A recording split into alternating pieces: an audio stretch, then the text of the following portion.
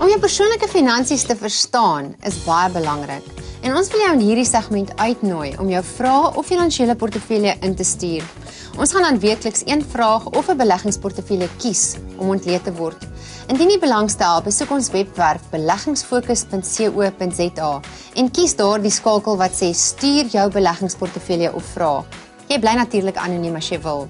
Hierdie week besoek ons vir Rian Strydom in Port Elizabeth en hy beantwoord mevrou Hooggewind se vraag.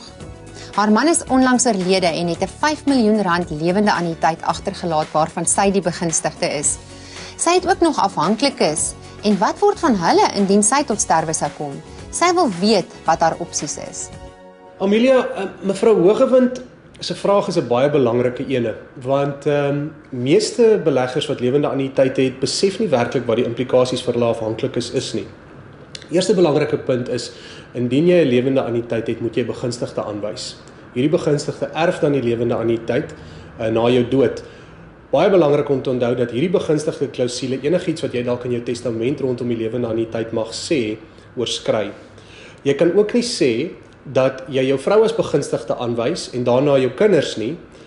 Jou vrou erf hierdie lewende anniteit dan met al die regte wat jy tydens jou lewe het, byvoorbeeld om eie begunstigdes aan te wys. Die dood van 'n anniteit of annitant word inderwaarheid soos 'n aftrede hanteer. En mevrou Hooggewind sal dan nou dieselfde opsies moet uitoefen as wat haar man uitgeoefen het met sy aftrede. Die een groot verskil is dat dit eintlik nog soos haar man se aftrede hanteer word. So, sy sal die keuses maak, maar die uitkoms daarvan gaan bepaal word deur die opsies wat haar man met sy aftrede uitgeoefen het. Sy het inderwaarheid 3 opsies. Nommer 1, sy kan die volle kapitaalbedrag onttrek. Nommer 2, sy kan die volle bedrag oordra na 'n liewe lewende anniteit en die derde opsie is dan 'n kombinasie van die 2. Indien sy sou kies om die kapitaal te onttrek, sal dit onderhewig wees aan belasting volgens haar oorlede man se skale. Nou, ons het reeds vasgestel dat hy R1 miljoen kapitaal onttrek het met sy aftrede. En as ons dan na die kumulatiewe belastingskaal vir of onttrekkings uit aftreefondse kyk, sal ons sien dat enige verdere kapitaalontrekkings teen 36% belas sou word. As sy dus besluit om die volle kapitaal te neem, sal sy R1.8 miljoen in belasting moet betaal. Sy sal R3.2 miljoen oor hê, wat nou nie meer pensioengeld is nie, maar eie kapitaal, waarmee sy dan kan maak soos sy wil. Indien sy kies om dit oor te dra na 'n nuwe anniteit, dan word die volle bedrag belastingvry oorgedra en sy sal, soos enige persoon wat op aftrede staan, advies moet kry rondom die inkomste wat sy kan onttrek, die strukturering van die portefeulje ensovoorts. Sy kan dan natuurlik 'n kombinasie van die 2 doen en sy moet net onthou dat enige aftrede dan of enige onttrekking sal ook dan teen 36% belas word. Om die mees gepaste opsie te kies, moet ons bietjie na mevrou Hooggewind se profiel kyk. Ons sal sien sy is 60 jaar oud. Sy het aangedui dat sy statisties 'n baie lang lewensverwagting het, want die dames in haar familie raak gereeld ouer as 90. Sy het 'n inkomstebehoefte van R20.000 per maand na belasting.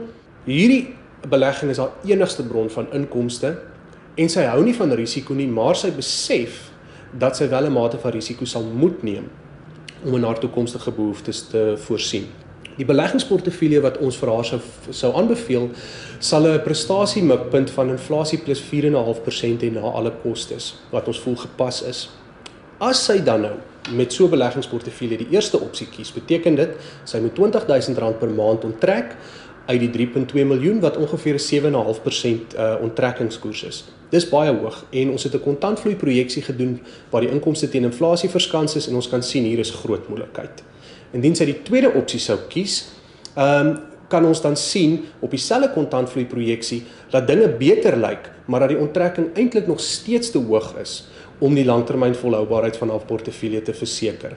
Ons sal dus vir mevrou Hooggewind aanraai om die tweede opsie te kies, maar sal beslis meer tyd met haar wil spandeer om haar korrek te adviseer rondom die samestelling van die portefeulje en die strukturering van die lewende anniteit. Dankie Rian.